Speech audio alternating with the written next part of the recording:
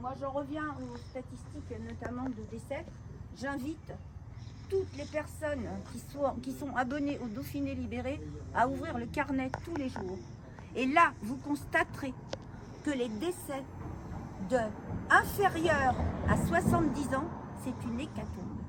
Donc je vous invite, vous avez l'évidence, vous ouvrez le carnet du Dauphiné Libéré, et puis c'est pas du complotisme, c'est du réalisme, c'est une remontée de terrain. Voilà, je vous en parle en connaissance de cause.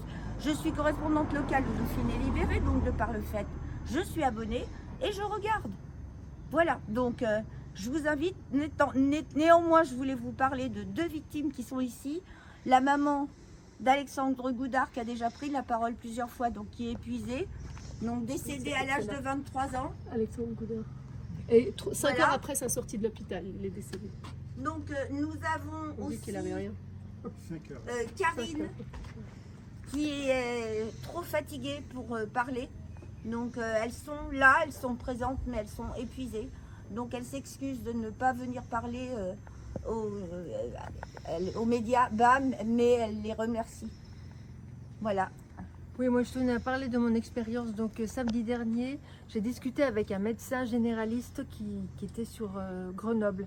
Et il m'a dit en fait, mais vraiment comme ça, il m'a dit, mais ce que vous faites c'est très bien parce que moi j'ai vu la catastrophe après quand ça a commencé la campagne vaccinale, j'ai vu les gens mourir.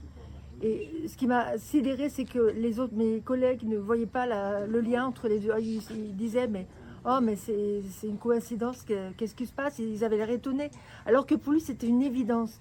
Et ce qui m'a frappé le plus, c'est quand il a dit, je suis médecin, mais je sais, mais je peux pas le dire, sinon je vais être radié par l'ordre des médecins. Parce qu'il avait quoi, entre 40 et 50 ans. Mais ça, c'est une réalité. Et il m'a dit, mais je vous soutiens à 100%, c'est vraiment bien ce que vous faites, mais il faut que les gens comprennent que les médecins, quand ils sont encore pas... il m'a même dit, bon, si j'étais encore proche de la retraite, je parlerais peut-être. Mais on sentait qu'il était vraiment...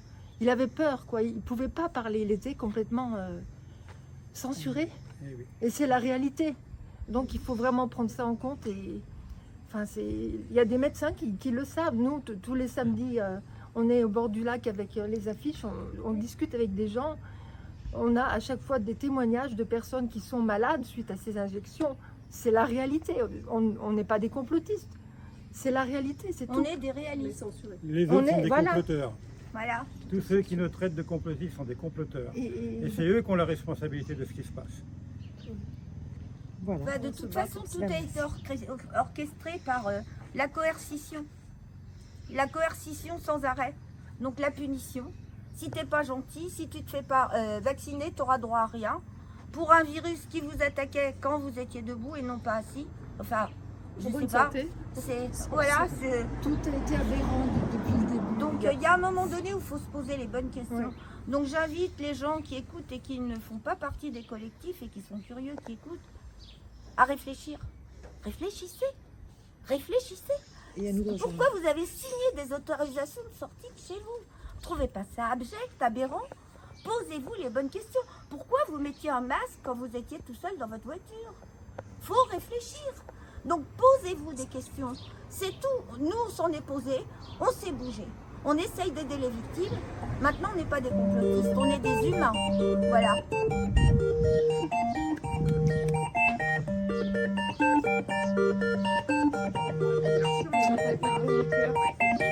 De plaines en forêt, de vallons en collines,